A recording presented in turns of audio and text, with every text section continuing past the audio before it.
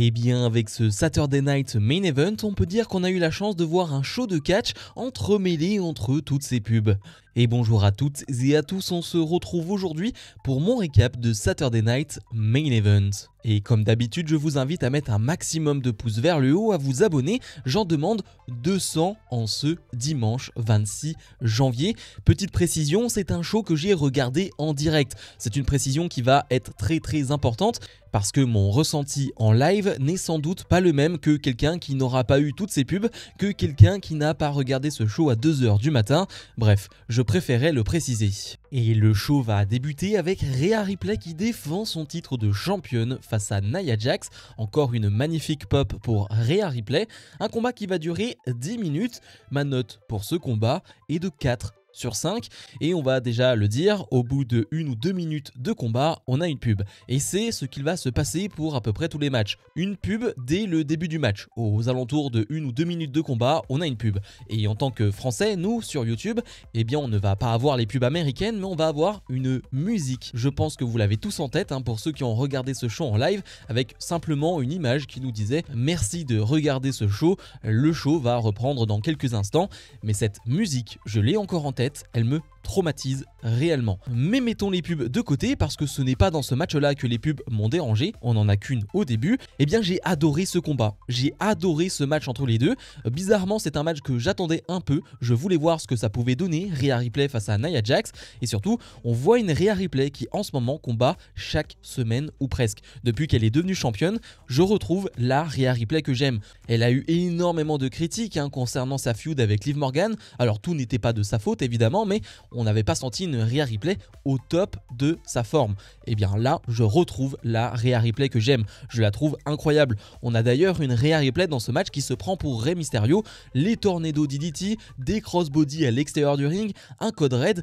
Ouais, on a une Rhea Ripley qui voltige un peu partout. Et c'est assez impressionnant pour une femme de sa taille, de son poids. Ce qu'elle est capable de faire, c'est assez remarquable. Et ce que j'aime particulièrement dans ce match, c'est qu'il n'y a pas une domination sans faille de Nia Jax qui fait très bien son boulot avec d'énormes powerbombs, d'énormes prises, mais on n'a pas une simple domination de Jax avec une Rhea Ripley qui revient en fin de match. Non, la domination est très partagée et surtout, eh bien on n'a pas de temps mort. C'est 10 minutes de match, mais on n'a pas de temps mort, on n'a pas de round d'observation, on n'a pas le temps pour ça. On peut quand même noter que Rhea Ripley dans ces 10 minutes va se relever de l'annihilator de Nia Jax, ou plutôt Nia Jax ne va pas enchaîner après son annihilator et va vouloir emporter un deuxième, sauf que Ripley va la contrer avec une chaise électrique, enchaîner avec son Riptide et va remporter le match. Le finish est assez classique, il est assez banal, mais j'ai vraiment passé un très bon moment. Pour 10 minutes de combat, par rapport à mes attentes, par rapport à ce qu'on a eu dans le match, je n'ai rien à dire, c'était vraiment parfait.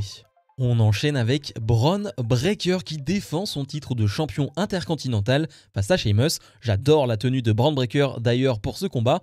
Un combat qui va durer 11 minutes et ma note pour ce combat est de 4,25. Alors cette fois-ci on a une pub au bout de 3-4 minutes, quelque chose comme ça, qui est bien dérangeante sur le coup parce qu'on a un super début de match. Comme on pouvait s'y attendre, on a deux hommes qui s'en mettent plein la tête. Deux hommes très costauds, deux hommes féroces qui veulent dominer leur adversaire et donc du coup qui portent des coups très puissants. Et dès le début du match, tu sais que tu vas passer un bon moment, donc il est vrai que cette pub ne fait pas plaisir, mais au retour de la pub, tout ça est oublié parce qu'on passe un très bon moment devant ce match. La performance encore de Bron Breakker, la performance encore de Sheamus, c'est du très haut niveau. On voit un Sheamus qui est un peu dominé et du coup, il en redemande. J'aime beaucoup ce Sheamus guerrier et combatif qui se prend des coups, qui est vraiment mal en point, mais qui est au sol et qui demande à Bron Breakker, vas-y, remets-en moi dans la tête, vas-y, frappe-moi, et en l'insultant d'ailleurs de petite bitch à ce moment-là, mais j'adore ce genre de moment-là où dans les matchs, les babyface se remettent en avant et clairement demandent l'appui du public avec ce genre d'attitude-là. C'est toujours des moments très cool. Sheamus va réussir à revenir dans le match, va porter ses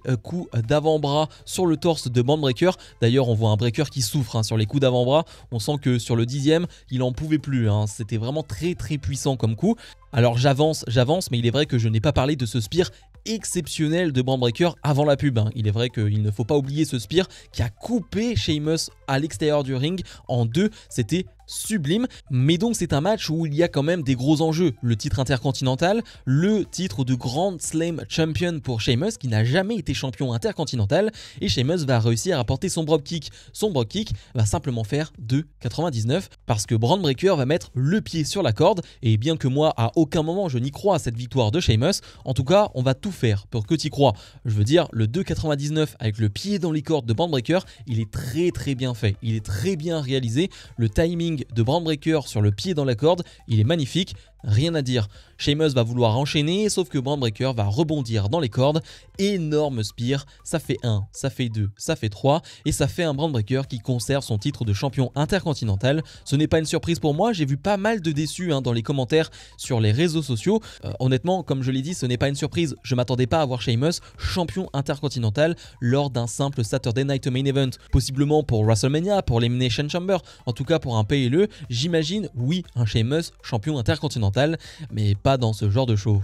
Shawn Michaels est sur le ring pour animer la signature de contrat entre Kevin Owens et Cody Rhodes pour leur match lors du Royal Rumble qui aura lieu la semaine prochaine. Durant l'échange, Kevin Owens va expliquer à Cody Rhodes qu'il allait faire taire tous les gens qui ont douté de lui et qu'il va tout lui prendre, le titre, mais aussi tout ce qui a fait de lui la top star de la WWE, l'accusant d'avoir quitté la WWE alors que lui est resté dans cette compagnie pendant des années et n'en a rien gagné. Cody Rhodes n'est pas réellement d'humeur à parler, et finalement c'est Shawn Michaels qui va lâcher une phrase qui ne va pas faire plaisir à Kevin Owens. Il va simplement lui dire « tu as l'air jaloux ». Une remarque qui va faire dire à Kevin Owens que Michaels aussi est parti quand ça n'allait plus pour lui rappelant la promo « j'ai perdu mon sourire ». Et KO va finalement signer le contrat, les deux ceintures vont être attachées et élevées au-dessus du ring. Owens va essayer de s'en prendre à Cody Rhodes et va tenter de s'en prendre à Shawn Michaels, mais Rhodes va lui porter un super kick, et puis c'est Shawn Michaels qui va porter un switch in music sur Kevin Owens pour clôturer ce segment.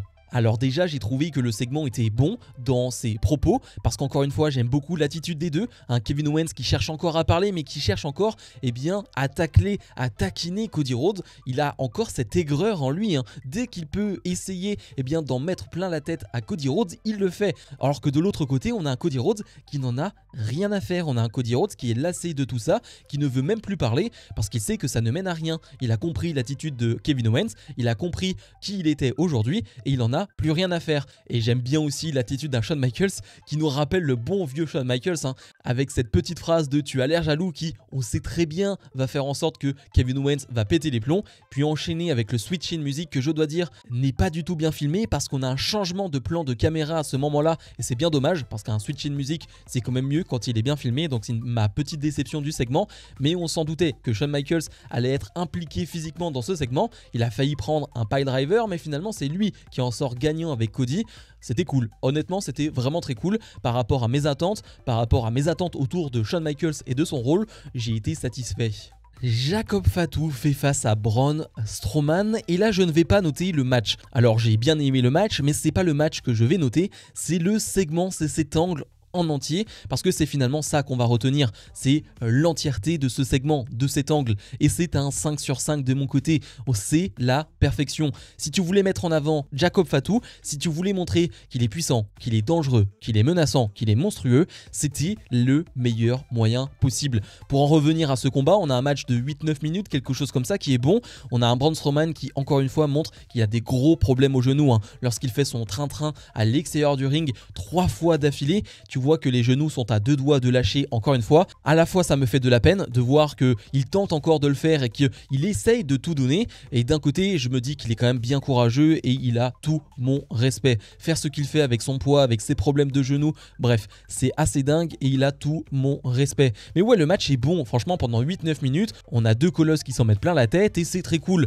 Sauf qu'on a le tournant du match, après donc les trains-trains de Braun Strowman qui va se faire contrer sur le troisième. C'était assez évident, et vu la vitesse de Braun Strowman sur le troisième, c'est-à-dire pas très rapide, et bien Jacob Fatu va le contrer avec un Samoan Drop sur la table des commentateurs. Et là c'est le tournant, parce que Jacob Fatu va prendre le dessus à ce moment-là et ne va plus jamais le perdre. C'est-à-dire qu'il va enchaîner avec ses coups de hanche dans le coin du ring. Il va en faire quasiment une dizaine, ce qui va totalement mettre KO Braun Strowman. C'est plutôt très bien vendu de la part de Strowman d'ailleurs, et l'arbitre va être obligé de faire disqualifier Jacob Fatu parce qu'il a demandé à Fatu d'arrêter cela, d'arrêter ses coups dans les coins. Disqualification, mais on s'en fiche. On s'en fiche que Jacob Fatu techniquement a perdu le match, ce n'est pas ça qui compte, c'est vraiment pas important, parce qu'après le match, Jacob Fatu va continuer sa destruction, il va ramener une chaise, il va s'en prendre à la sécurité, il est monstrueux à ce moment-là, et je ne pense pas que tu pouvais faire mieux en termes de segments, parce qu'il va enchaîner 3 ou 4 moonsaults sur Braun Strowman, et d'ailleurs le public en redemande à chaque fois qu'il emporte un, c'est pour vous dire à quel point ça fonctionne, et le public va même chanter des énormes Fatu, Fatu, Fatu, ce qui veut dire que le segment a vraiment été très bien réalisé. On a même un Braun Strowman qui est en sang sur le ring, qui rajoute évidemment encore un peu plus de dramaturgie à ce segment. Eh bien pour moi c'était simplement la perfection. Jacob Fatu en sort grandi, peu importe la défaite par DQ, on n'en a rien à faire, c'est lui qui est puissant, c'est lui le monstre entre lui et Braun Strowman, c'est lui qui a gagné la guerre, c'est lui qui en sort le plus fort. Et dans le main event, Gunther défend son titre de champion du monde poids lourd face à Jey Uso et c'est le match qui va durer le plus longtemps, on est aux alentours des 18-19 minutes. Ma note pour ce combat est de 3,25 sur 5 et là je dois l'avouer c'était très compliqué à regarder pour moi. J'ai mis 3,25 parce que la fin de match m'a quand même un peu chauffé, la fin de match m'a quand même bien plu. Je dois quand même le dire avec un public qui surtout m'a permis de rester éveillé parce que oui là il était déjà 3h40 du matin, quelque chose comme ça, et pendant ce match on va avoir 2 pubs et je vous avoue que les 2 pubs elles m'ont achevé, elles m'ont totalement achevé en termes physiques parce que j'étais KO, mais surtout mentalement de me remettre dans le match 2 fois après 2 pubs de 4-5 minutes, c'est hyper compliqué. Je ne sais pas pour vous comment ça a été, pour ceux qui ont regardé en direct, mais ça a été très dur de me relancer dans le match. C'est pour ça que finalement il n'y a que sur les 2-3 dernières minutes du match que je suis vraiment impliqué, mais vu que je n'y crois pas de base, à Jey Uso qui bat Gunther, eh bien mon application n'est pas au maximum, n'est pas à la hauteur du public qui eux y croient à mort. Eux y croient à mort à cette victoire de Jey Uso qui deviendrait champion du monde poids lourd. Donc ouais, il y a beaucoup d'éléments qui font que j'ai pas passé un moment incroyable devant le match. J'ai pas mis une note catastrophique non plus, 3,25 ça va encore parce que je reconnais quand même des qualités à ce match. Surtout le public, encore une fois, qui a fait en sorte que ce match soit plus intéressant qu'il ne me paraissait sur le papier. Il n'y a pas grand chose à dire techniquement sur le combat, je ne vais pas vous mentir, c'était pas incroyable techniquement entre les deux. Jey Uso fait du Jey Uso, il n'y a rien d'innovant dans ce qu'il fait, dans son moveset ou quoi que ce soit, et Gunther est aussi dans sa filière, donc on n'est pas étonné de ce qu'on voit sur le ring. On peut quand même dire que les 2 dernières minutes sont vraiment très fortes, parce que là, Jey Uso va tout enchaîner et on y croit presque. Encore une fois, moi je n'y crois pas, mais le public y croit à mort. Lorsqu'il fait son enchaînement, spear, super kick, spear, splash, qui finalement arrive sur un 2,99, ouais, le public y croit à mort. Moi encore une fois, je n'y crois pas, mais le public y a vraiment cru. Moi c'est un enchaînement qui ne m'a pas beaucoup plu parce que je n'en peux plus, du super kick, spear, splash, super kick, super kick, super kick, je n'en pouvais plus. Moi à l'époque, quand Roman Reigns enchaînait avec ses 32 Superman Punch, enchaîné de 22 spears, je n'en pouvais plus. Et bien là, désolé, ça ne me plaît pas, vraiment pas. Même si le moment est plutôt sympa, le public est quasiment debout à ce moment-là, eh bien ça ne va pas suffire. Jey Uso va prendre 2 powerbombs destructrices de la part de Gunther et va perdre ce combat. Comme on pouvait s'y attendre, pas de surprise dans ce combat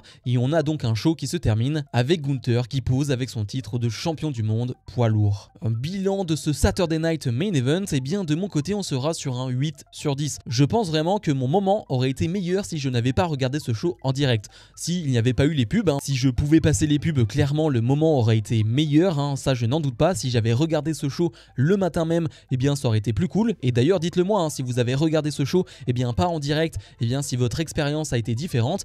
Mais ouais, avec les pubs, clairement c'était un enfer, alors que la qualité des matchs était au rendez-vous. On en pense ce qu'on veut du main event, je le mets un peu de côté, mais sinon les autres matchs, je les ai beaucoup appréciés. J'ai vraiment apprécié toutes les performances, toutes les prestations, ce qui fait que j'ai passé un bon moment dans l'ensemble. Malgré les pubs, malgré les reproches que je peux faire à ce show, eh bien j'ai passé un bon moment. Alors n'hésitez pas à me dire en commentaire ce que vous en avez pensé de ce show. Même la promo avec Shawn Michaels et le Switch in Music, c'est quand même très cool. Bref, dites-moi tout ça en commentaire de cette vidéo. Comme d'habitude, je vous invite à mettre un maximum de pouces vers le haut, à vous abonner et nous on se retrouve dès la semaine prochaine pour d'autres vidéos. Salut.